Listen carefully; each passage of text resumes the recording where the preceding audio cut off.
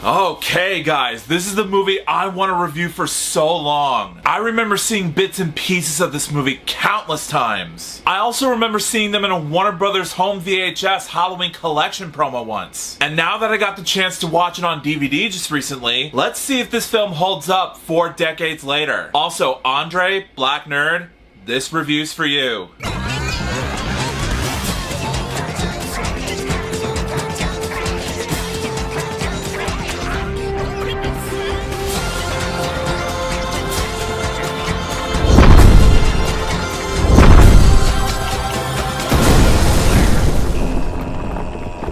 Yo, what is up my Cinedroids? G to the S here. Today, I'm going to be reviewing a movie directed by Joe Dante and is also widely considered to be one of the most influential pop culture icons of all time, Gremlins. The first one. I know there was a sequel to this 6 years later, but I'll touch on that sooner on my schedule. For now, let me tell you what this movie's about. It's about a gadget salesman, played by the late Hoyt Axton, who's looking for a special gift for his son, played by Zach Galligan, and finds one at a store in Chinatown. The shopkeeper is reluctant to sell him the Mogwai, but sells it to him with the warning to not expose him to bright light, water, or feed him after midnight. All this happens and the result is a gang of gremlins who decide to tear up the town on Christmas Eve. Now we have our movie, ladies and gentlemen. Now, first off, the use of practical effects and puppeteering for this movie at the time looks unique and amazing to watch. The scenes where the gremlins start to wreak havoc and go on crazy over-the-top shenanigans is such a hoot to watch. In fact, in terms of the film's comedic humor, that's the part of the movie that made me laugh a little bit. There's a scene in a bar where Kate Berenger, played by Phoebe Cates, works at, and she's just struggling to provide those pesky green striped puffballs service. And you can tell that she has had enough of this. So her idea of flashing them with the Polaroids so she can escape and get away from those little rats was genius. Also, speaking of characters, their development in this movie I thought was entertaining. Now you might think that the obligatory mean woman is going to be the main villain of this whole entire movie, being that she's the equivalent to the Wicked Witch of the West from The Wizard of Oz in the first half of the movie, but nope. The movie flipped a 180 at me, and it turns out that Stripe, one of the gremlins that ate food at midnight in the movie earlier, is the true main villain of this entire film. That's a bait and switch if I've ever seen one. But you know what? For this movie, in terms of its execution, that was a genius move to pull off. We're used to seeing villains in movies as a woman or a man determined to kill a house pet, be it a dog or a cat, perform world domination, or what else? Destroy the world so they can bring peace to their own kind. We've seen those types of villains countless times. So the fact that the villain is the lead gremlin of the group, just to wreak some havoc and cause some mayhem to their hometown, I thought was a breath of fresh air for me. So kudos to Warner Brothers Pictures for making the story to this movie interesting and entertaining, rather than resort to just a good versus evil plot we've seen countless times. It's not to say that they're bad story beats in movies or anything, it's just that they need to have a creative spin to it. That's all. Now when it comes to Joe Dante's direction coaching in this movie, I thought the actors did a really good job at portraying their characters in respective roles. I don't want to go too much into detail about them because I don't want this review to go on way too long, but all I have to say is that Joe Dante's direction choice in this movie I thought was very unique and entertaining, and I cannot wait to see more of his stuff once I get around to them in the near future. Keep doing you, buddy. Now when it comes to this movie's use of horror-inducing sequences, in the mix with the movie's use of camera work and cinematography, the way the camera pans at certain areas the human characters are in, be it a hallway, an aisle in a convenience store, or a rec center, or any area of the sort. The way they operate the cameras had me on edge a little bit. There are certain scenes in this movie where I was legit concerned about whether or not one of those mischievous rodents would just pop out of nowhere and just straight up jump scare me. I mean, there was one jump scare that I saw involving the television screens, but other than that, granted this movie did not jump scare me that much, but they were suspenseful nonetheless. So again, kudos to not only the camera operators, but also to executive producer Steven Spielberg for creating a level of tension and anxiety to this film. Let's see if they can stay with it once I watch its sequel. I heard it didn't do well financially and critically, but we'll see if it holds up or not once I get a chance to watch it. But other than that, if I had to think of problems with this movie, I would say that the first third of this movie was a bit of a slow burn for me, just a little bit. But the second and third acts picked the pace back up for me, and that's what I came to see. Other than that, guys, in the end, I thought Gremlins was a classic. The characters were serviceable to the plot, the horror scenes were really effective, the Gremlins themselves are really fun to watch, and the story I thought was entertaining. In short, it's not the strongest movie I've seen for me, but I still thought it was a great movie nevertheless. And as a result,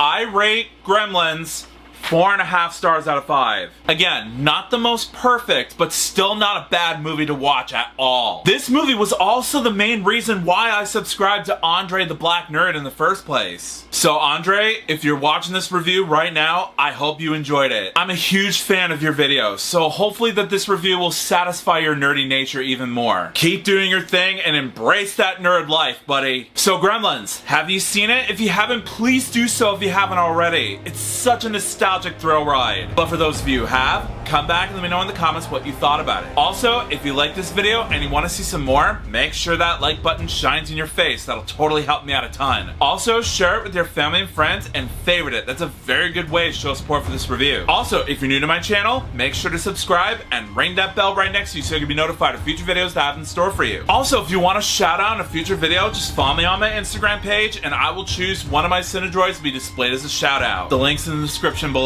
Also, you guys don't have to do this if you don't want to. I understand. But if there's a rare chance that you are interested in doing so, there's a little join button down below the video, just right next to the subscribe button. If you click on it, not only will you join my YouTube membership program, but you'll also have access to loyalty badges, custom-made emojis that I created for myself, and a special shout out from yours truly. So if that's something you're into, make sure to click on the button below and become a member. It doesn't cost you much. It only costs about $2.99 a month to join. So make sure you click on that button below and you'll become an OG Cinedroid in no time. Also, I set up a Patreon page for you guys to check out as well. There'll also be a link in the description so that way you can visit my page and gain access to up to 4 membership tiers. On my page, I post reviews a week early before you get to see them posted on this channel. I'm also planning to do nerdy fan polls, book audio reviews, and full-length movie/TV show reactions, both audio and visual, on my page as well. So if that's your cup of tea, if you guys are interested, go to the link below, become a patron, and let's get to know each other a bit more. Also, if you want to subscribe to my gaming channel, there's either a link in the description or at the icon card in the top right corner of your screen. Go over there, subscribe, and let's just have fun together. Also, if you want to subscribe to my GS Productions After Dark channel, where I review movies, TV shows, and video games that are strictly not for families, there'll also be a link in the description so that way you can check out that channel if you're feeling frisky. But until then, I'll see you next time.